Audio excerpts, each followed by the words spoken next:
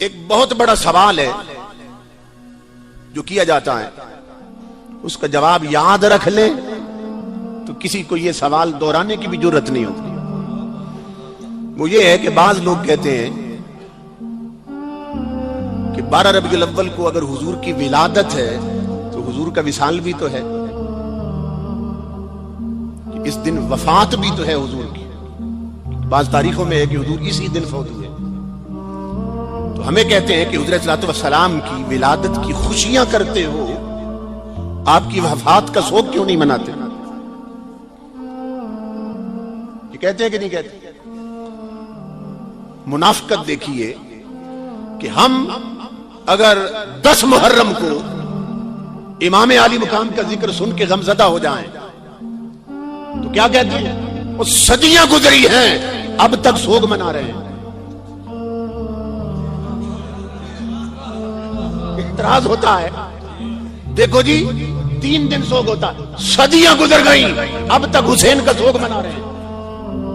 محرم میں یہ، اور جب ربیع الاول آ جائے تو کہتے ہیں کہ اس دن اگر حضور کا میلاد ہے تو وفات بھی ہے، خوشی کیوں مناتے ہو، سوگ کیوں نہیں مناتے؟ وہاں سوگ کیوں مناتے ہو، یہاں خوشی کیوں مناتے ہو؟ پنجابی میں کہتے ہیں آٹا گوندی ہلدی کیوں پئی ہے؟ منافقت دیکھیے ان کی۔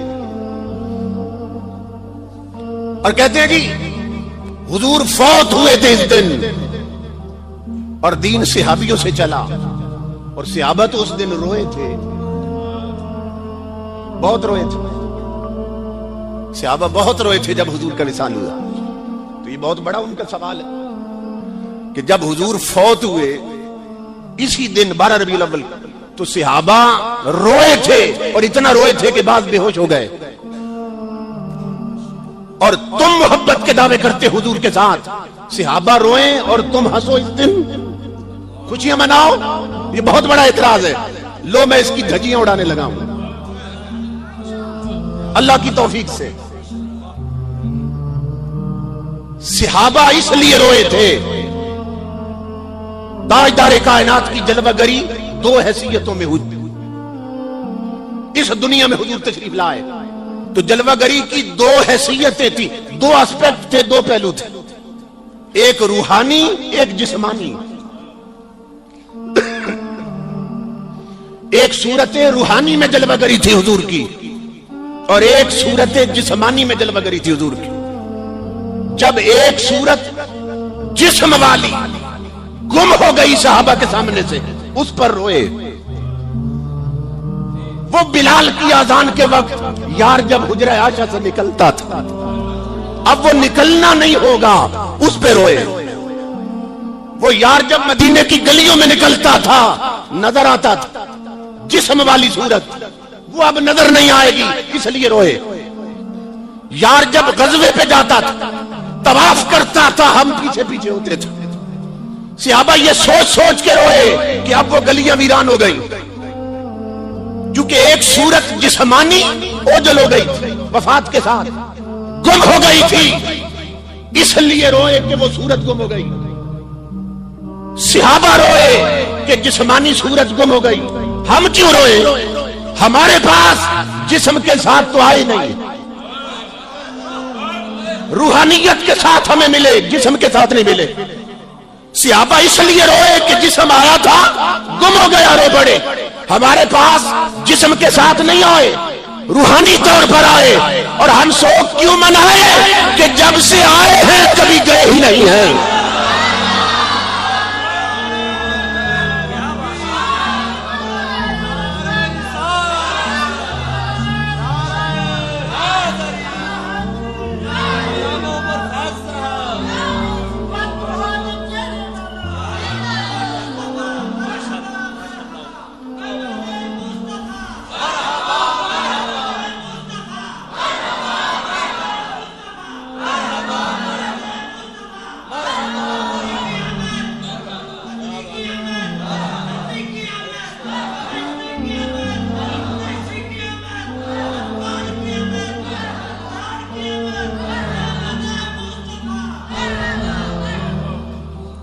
ہم کیوں روئیں؟ جب سے آئے ہیں کبھی گئے ہی نہیں۔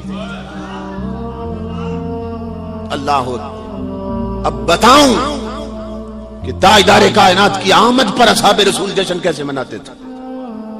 اچھا ایک سوال یہ بھی ہوتا ہے کہ جب حضور مکے میں آئے تو کس نے میلاد منایا؟ جب مکے میں پیدا ہوئے اس وقت جب کسی نے نہیں منایا تم کیوں مناتے ہو؟ یہ بھی اعتراض۔ ایک اعتراض یہ ہے کہ صحابہ نے جھنڈیاں نہیں لگائیں، بینر نہیں لگائے، تم کیوں لگاتے؟ جاہل لوگ ہیں بھئی، قرآن اتر رہا تھا، نزول ہو رہا تھا قرآن کا، تو قرآن لکھنے کے لیے کاغذ نہیں ملتا تھا، جھنڈیوں کے لیے پاگلوں کہاں سے لاتے؟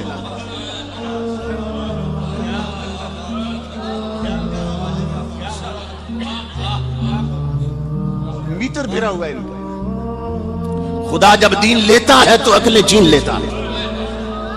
سوچنے کی بات ہے نا، وہ قرآن لکھنے کے لیے کاغذ نہیں تھا، جھنڈیوں کے لیے کہاں سے لاتے؟ اور دوسرا کہتے ہیں جی مکے میں آئے جس دن کس نے میلاد منایا؟ ہم کہتے ہیں نہیں منایا کسی نے۔ پھر کہتے ہیں پھر تم کیوں مناتے ہو؟ اسی لیے تو مناتے ہیں کہ اس دن کسی نے نہیں منایا، اسی لیے تو مناتے ہیں۔ کیوں؟ کہ جب مکے میں آئے تھے تاجدار کائنات، مکے میں مومن رہتے تھے یا کافر رہتے تھے؟ بولیے، مومن رہتے تھے یا کافر رہتے تھے؟ کافروں سے بھرا تھا نا، تو ہم اسی لیے مناتے ہیں، انہوں نے اسی لیے نہیں منایا، تاکہ دنیا کو پتہ چل جائے کہ میلاد مصطفیٰ کافروں کا نہیں مومنوں کا طریقہ ہے۔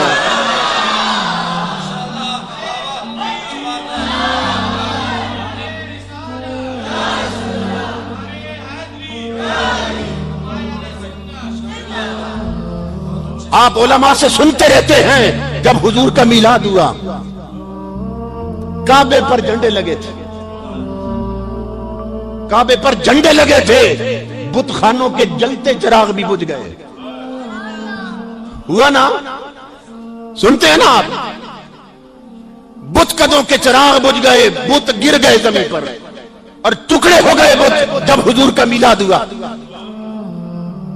مگر کعبے پر حضرت آمنہ کہتی ہیں جھنڈا لہرا رہا تھا، بت قدوں کے بت گر گئے، چراغ بجھ گئے۔ کیوں؟ وہ کفر کے اڈے تھے۔ کعبے پر جھنڈا میلاد کا کیوں لگا؟ یہ ایمان کا مرکز تھا۔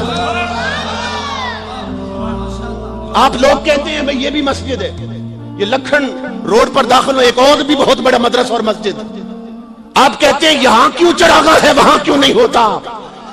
سنو، یہ کفر اور اسلام کا مزاج تب سے اب تک آ رہا ہے کہ جب میلاد مصطفیٰ کا وقت آئے کفر کی اڈوں پہ موت طاری ہوتی ہے، ایمان کے مرکز پہ بہار آ جاتی ہے۔